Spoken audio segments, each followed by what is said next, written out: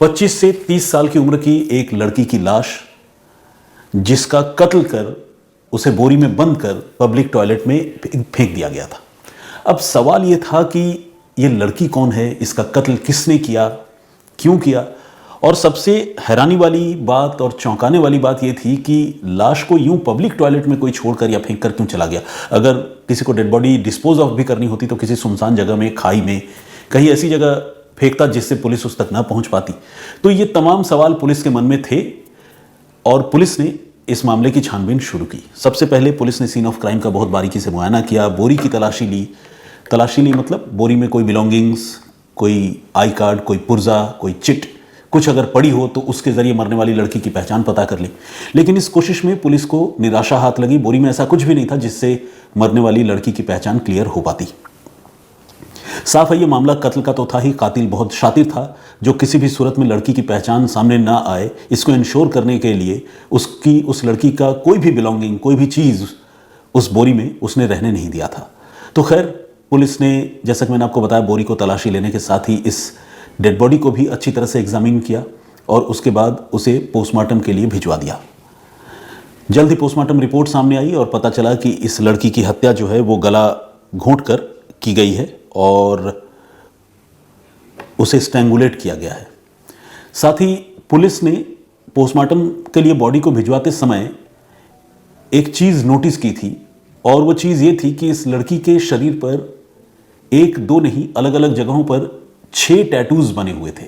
यानी 6 जगह उसने अलग अलग डिज़ाइन के टैटू बनवा रखे थे, कहीं नाम गुदवा रखा था, कहीं तितली बना रखी थी। तो इस तरह के 6 टैटूज उस लड़की के शरीर पर थे। आमतौर पर इतने टैटू लोग अपने शरीर में, कम से कम हमारे देश में इस तरह का चलन इतना ज़्यादा नहीं है। ऐसा नहीं कि लोग नहीं बनवाते, बिल्कुल बनवाते हैं। और ऊपर से कुछ टैटू ऐसे भी थे जो जिस्म के उन हिस्सों में थे जो आमतौर पर कपड़ों से ढके हुए होते हैं। तो ये बात एक थोड़ी हटकर थी जो नॉर्मल लोगों के मामले से थोड़ी जुदा थी। अब पुलिस ये समझना चाह रही थी कि इस लड़की की कोई पहचान जो है वो, इसका कोई डॉक्यूमेंट वगैरह तो है नहीं, पता नहीं चल पा रहा है, तो क्या हम इस टैटू के जरिए क्या इस लड़की की पहचान पता कर सकते हैं। पुलिस इस चीज़ पर माथापच्ची कर रही थी। पुलिस ने इस डेड बॉडी की कुछ तस्वीरें भी क्लिक करवाई और पुलिस का जो इंटरनल व्हाट्सएप ग्रुप है, पुलिस ने उस ग्रुप में इन तस्वीरों को सर्कुलेट करना शुरू किया। इसके साथ ही पुलिस ने जो उनके मुखबिर होते हैं उनको भी इस डेड बॉडी की तस्वीरें दिखाई, उसका मरने वाली लड़की का चेहरा भी दिखाया ताकि उसकी पहचान पता हो पाए। लेकिन इस मामले में भी पुलिस को जो है कोई हेडवे, कोई क्लू इससे आगे नहीं मिल पाया। तब पुलिस ने यह तय किया कि वो टैटू के सहारे ही इस लड़की की पहचान पता करने की कोशिश करेगी। और पुलिस ने उसके बाद अशोक विहार का ये मामला था, जैसा कि मैंने आपको बताया, उस इलाके में जो टैटू आर्टिस्ट्स हैं, उस पूरे इलाके में, अशोक विहार और आसपास के इलाकों में, उन टैटू आर्टिस्ट से पुलिस ने बातचीत की और बातचीत करके ये पता करना चाहा कि क्या कोई लड़की जिसकी ये बॉडी है आप लोगों के यहाँ, उसने कभी टैटू बनवाया है क्या। और पुलिस की ये एफर्ट या ये कोशिश जो है उसमें पुलिस को कामयाबी मिल गई, पुलिस को सक्सेस मिल गई। यानी अब मरने वाली लड़की की पहचान पता चल गई। मरने वाली लड़की की पहचान जो है, नाम आप कुछ भी समझ सकते हैं, मैं यहाँ नाम का जिक्र नहीं करना चाहूँगा, लेकिन ये पता चला कि वो लड़की जो है वो गुड़ मंडी मॉडल टाउन की रहने वाली है और वो लड़की जिस्म फरोशी के धंधे से जुड़ी हुई है। तफ्तीश में पुलिस को, शुरुआती तफ्तीश में ही ये बात पता चल गई। लेकिन अब पुलिस को ये पता करना था कि एक जिस्म फरोशी के धंधे से जुड़ी लड़की का कत्ल आखिर किसने किया और कत्ल के पीछे वजह क्या थी। तो पुलिस ने इस लड़की की पहचान पता करने के साथ साथ जिस पब्लिक टॉयलेट के पास वो डेड बॉडी मिली थी, उस पब्लिक टॉयलेट के आसपास लगे तमाम सीसीटीवी कैमरों को एग्जामिन करना शुरू किया। लेकिन पुलिस को इसमें कोई खास कामयाबी नहीं मिली, क्योंकि पुलिस को ऐसा कोई क्लीन इमेज नहीं मिला जिसमें कोई आदमी कोई बोरी लेकर उस पब्लिक टॉयलेट की तरफ जाता हुआ दिखे। तो ये काम भी पुलिस के लिए चुनौतीपूर्ण था। मरने वाली लड़की की पहचान हो गई थी, लेकिन एक ऐसी लड़की जो इस तरह के काम में इन्वॉल्व हो, जाहिर है उसके घर वालों के साथ भी उसके आमतौर पर रिलेशन जो है वो रहते नहीं हैं, टूट जाते हैं। और फिर ऐसी लड़कियां एकाकी जीवन जीती हैं, अकेली रहती हैं, या फिर उनका अपना ग्रुप होता है। तो इसीलिए इस तरह की लड़कियों के साथ जब कोई हादसा होता है तो उन मामलों को इन्वेस्टिगेट करना भी पुलिस के लिए चैलेंजिंग हो जाता है, क्योंकि कोई ऐसा दोस्त यार भी नहीं होता जो सामने आकर पुलिस में रिपोर्ट लिखवाए कि मेरी पार्टनर या मतलब मेरी सहेली गायब हो गई है। तो ये मामला कुछ वैसा ही था। सीसीटीवी फुटेज में पुलिस को शुरुआती तफ्तीश में कोई कंक्रीट क्लू नहीं मिला, लेकिन इसके बाद पुलिस ने जब अपनी जांच का दायरा बढ़ाया और उस इलाके में तकरीबन 100 से ज़्यादा सीसीटीवी कैमरों की स्कैनिंग की, तो पुलिस को रात के अंधेरे में एक संदिग्ध शख्स एक बोरी लेकर उस डायरेक्शन में जाता हुआ दिखा। अब बोरी लेकर या बोरी जैसी चीज़ लेकर एक शख्स उस डायरेक्शन में जाता हुआ तो दिख रहा था, लेकिन फिर भी बहुत सारे कैमरों में उसकी तस्वीरें साफ साफ नहीं आ रही थी। जिन तस्वीरों में थोड़ी बेटर तस्वीर आई, जिन कैमरों में, पुलिस ने उन कैमरों की तस्वीर निकालकर उसे और जूम इन करके उस आदमी के चेहरे को देखने पहचानने की कोशिश शुरू की और आखिरकार मुखबिरों की मदद से पुलिस ने उस आदमी की पहचान भी पता करने में कामयाबी हासिल कर ली। इस आदमी का नाम है केशव प्रसाद।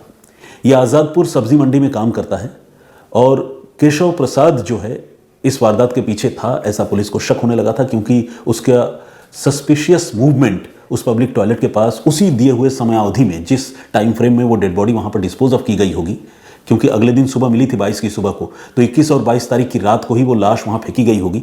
लाश कोई बहुत पुरानी या सड़ी गली भी नहीं थी, तो उसे देखकर पुलिस अंदाज़ा लगा रही थी कि 21 या 22 की रात को ही जो है इस लड़की का कत्ल भी हुआ होगा। तो पुलिस ने उसी टाइम फ्रेम पर सीसीटीवी फुटेज को स्कैन जब किया तो इस केशव प्रसाद नाम के आदमी की पहचान उभर कर सामने आई। अब पुलिस को केशव को अरेस्ट करना था। पुलिस ने उसकी गिरफ्तारी के लिए जाल बिछाया, लेकिन पता चला कि वो अपने घर से गायब हो चुका है, नदारद है। वो आज़ादपुर सब्जी मंडी के पास ही किराए के मकान में रहता था। पुलिस ने अब उसका मोबाइल फ़ोन नंबर जो है वो अरेंज कर लिया था, उसे पुलिस ने सर्विलांस पर लगाया और मोबाइल फ़ोन नंबर सर्विलांस पर लगाने के साथ साथ पुलिस ने डंप डाटा जो है वो भी एग्जामिन करना शुरू किया, देखना शुरू किया। उसकी प्रीवियस नाइट की लोकेशन, यानी 21 और 22 तारीख के रात की लोकेशन, पुलिस ने वो भी जांचनी शुरू की। तो पुलिस ने देखा कि उसकी लोकेशन उस पब्लिक टॉयलेट के आसपास वाले एरिया में भी है, जो इस बात को सब्सटैंशिएट कर रही थी या कोरिलेट कर रही थी कि सीसीटीवी फुटेज में धुंधली तस्वीरों वाला ही जो चेहरा नज़र आ रहा है वो किसी और का नहीं बल्कि केशव प्रसाद का ही है। तो ये सारी बातें एक एक कर अलग अलग एविडेंस के सूरत में पुलिस के हाथ लग रही थी। केशव अलबत्ता घर से फरार हो चुका था, लेकिन पुलिस ने जब उसको ट्रैक करना शुरू किया तो पुलिस ने उसे विजयवाड़ा के रास्ते में, दिल्ली से ही, अलबत्ता विजयवाड़ा वो जाना चाह रहा था, भागना चाह रहा था ट्रेन से, उसे पुलिस ने दिल्ली से ही गिरफ्तार कर लिया, पकड़ लिया।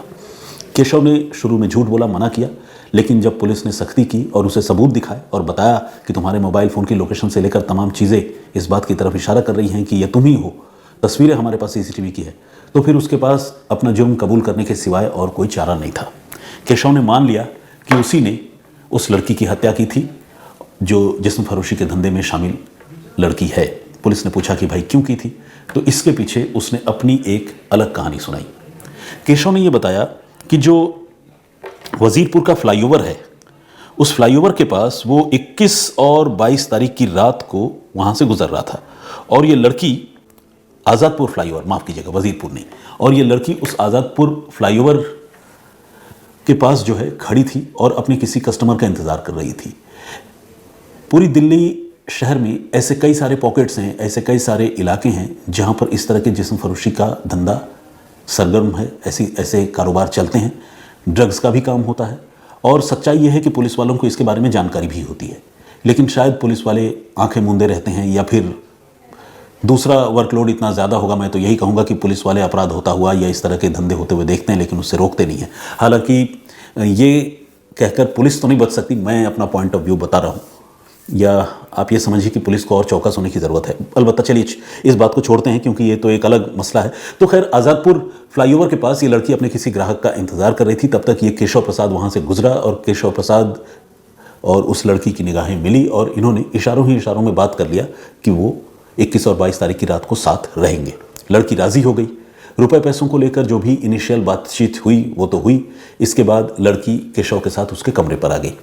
केशव ने, वो अकेला था, अकेला ही रहता था, उसने अपने घर में डिनर बनाया, खाने का इंतज़ाम किया। दोनों ने मिलकर उस रात को डिनर भी किया और इसके बाद जब बारी आई फिज़िकल रिलेशन की तो उस लड़की ने भारी भरकम डिमांड केशव के सामने रखी।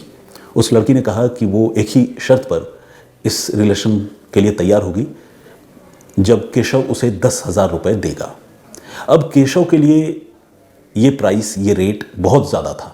वो इस चीज़ के लिए कतई तैयार नहीं था। और जो शुरुआती बातचीत हुई थी उसमें पता नहीं दोनों ने पैसों के लिए बातचीत की थी या नहीं की थी, ये मेरे लिए अभी क्लियर नहीं है। और अगर पैसों के लिए बातचीत की भी थी तो कितने में की थी ये भी नहीं क्लियर है। लेकिन इतना ज़रूर है कि जो शुरुआती बातचीत हुई थी उसमें या तो पैसों की बातचीत नहीं हुई होगी या फिर हो सकता है कि लड़की ने कम पैसों की बात कही होगी, लेकिन घर आकर उसने 10,000 रुपयों की बात रख दी। लेकिन केशव जो है वो इतने पैसे देने के लिए तैयार नहीं था, बल्कि उसे लग रहा था कि उसने डिनर होस्ट किया है, लड़की को अपने घर लाकर खाना पकाकर खुद अपने हाथों से खिला रहा है, तो उसका तो यह हक बनता है कि वो रिलेशन बनाए। इस बात पर लड़की के साथ उसकी पहले कहासुनी हुई और वो कहासुनी लड़ाई में तब्दील हो गई और फिर केशव ने गला घोंटकर उस लड़की की हत्या कर दी। लाश छुपाने के लिए उसे कुछ ज़्यादा सूझा नहीं, तो उसके घर में जो बोरी थी उस बोरी में उसने वो डेड बॉडी भरी और भरने के बाद उसी के क्वार्टर के पास में, उसी के मतलब किराए के मकान के पास में जो पब्लिक टॉयलेट था वहाँ तक वो उस बोरी को लेकर गया किसी सूरत से, और उसने वो बोरी पब्लिक टॉयलेट में फेंक दी और वहाँ से फरार हो गया। उसे पूरा यकीन था कि उसे न तो वो बोरी लेकर जाते हुए किसी ने देखा है, न किसी ने टोका है, और न ही ऐसा कोई एविडेंस है जिससे उसके बारे में पुलिस उसे ढूंढ पाएगी या पता लगा पाएगी। वो निश्चिंत था कि वो पकड़ा नहीं जाएगा, लेकिन फिर भी वो थोड़ा डरा हुआ भी था, क्योंकि अपराध जो करता है उसके मन में चोर होता है। तो वो ये सोच रहा था कि मैं कुछ दिनों के लिए जो है दिल्ली छोड़ भी दूंगा। तो खैर वो विजयवाड़ा भागना चाहता था, लेकिन इससे पहले कि विजयवाड़ा आंध्र प्रदेश वो भाग पाता, पुलिस ने उसे पकड़ लिया, उसे दबोच लिया। लेकिन इस केस को सुलझाने का जो जरिया बना, वो जरिया बना उस लड़की के जिस्म पर मौजूद वो 6 टैटू जो शरीर के अलग अलग हिस्सों पर बने हुए थे। और इस तरह का शौक जो है बहुत कॉमन शौक है, ऐसा मैं नहीं कह सकता। सेलिब्रिटीज़ बनवाते हैं ज़रूर, हमने फॉरेन के सिटीजन्स को भी देखा है कि बहुत सारे टैटूज़ उनके शरीर में होते हैं, लेकिन भारत में और ख़ासकर शहरों में इस तरह के टैटूज़ बनाने का चलन इतना ज़्यादा नहीं है ज़रूर, बिल्कुल इस बात से इनकार नहीं किया जा सकता कि लोग टैटू नहीं बनवाते हैं, लेकिन इतना ज़्यादा नहीं बनवाते। तो खैर वो टैटू ही थी जिस टैटू के सहारे पुलिस ने इस केस को सॉल्व किया, और इस केस को सॉल्व करने में पुलिस को महज 24 घंटे लगे। 24 घंटे के अंदर दिल्ली पुलिस ने केशव को गिरफ्तार कर लिया था और कत्ल की पूरी कहानी का वो खुलासा कर चुकी थी। तो ये थी पूरी कहानी, जो मुझे लगा कि इन्वेस्टिगेशन की कहानी तो है ही, प्लस ये ब्लाइंड मर्डर केस है, लेकिन पुलिस ने जिस तरह से प्रोफेशनल तरीके से इस केस को हैंडल किया और इसे सॉल्व किया, उसके लिए पुलिस के इस मेहनत का जिक्र करना तो बनता है। तो मैं ये पेशकश, ये कहानी आप लोगों के लिए लेकर आया।